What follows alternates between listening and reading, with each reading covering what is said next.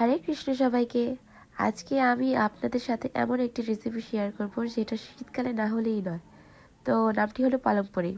প্রথমে পালং শাক নিয়ে নিব, তারপর আমরা পনিরও নিয়ে নিব। আর এখানে আমাদের সবজি রেডি।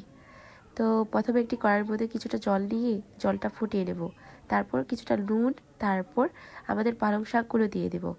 তো কিছুটা হয়ে গেলে তারপর আমরা ঠান্ডা জলে পালং শাকগুলো রেখে দেব। তারপর একটা ব্লান্ডারের মধ্যে ব্লান্ড করে নেওয়ার জন্য আমরা শাকগুলো ব্লেন্ড করে নেব। তো আরেকটা ব্যাটার তৈরি করার জন্য কিছুটা কাঁচামরিচ, আদা, টমেটো নিয়ে রাখবো। তারপর কিছুটা ধনেপাতাও দেব। তারপর একসাথে আমরা একটা ব্লেন্ড করে নেব। তারপর একটা কড়াইয়ের মধ্যে আমরা কিছুটা ঘি নিয়ে আমাদের পনিরগুলো ভেজে নেব। ভাজা হয়ে গেলে তারপর আমরা সম্বারের জন্য দারচিনি, এলাচ আর সাদা জিরে নিয়ে কিছুটা রান্না করে তারপর আমাদের যে টমেটোর ব্যাটারটা ছিল সেই ব্যাটারটা আগে দিয়ে দেব। এটা কাঁচামরিচ সাথে ছিল তাই এই কালার হয়েছে।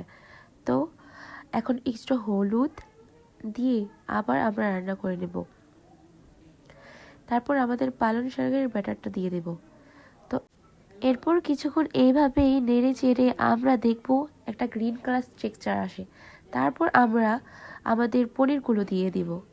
পনিরগুলো দিয়ে দিয়ে কিছুক্ষণ আমরা রেখে দিই। তারপর আমরা স্মেলের জন্য আমরা কিছুটা দিয়ে দেব ঘি, খাঁটি ঘি, কিশোরগঞ্জের অথেন্টিক ঘি। তো সকলের কেমন লাগলো বলবেন নিশ্চয়ই, আর বাসায় একবার হলেও ট্রাই করবেন পালক পনির। তো নতুন নতুন ভিডিও পেতে আমাদের চ্যানেলটির পাশে থাকুন। আর সবাইকে হরে কৃষ্ণ, ধন্যবাদ।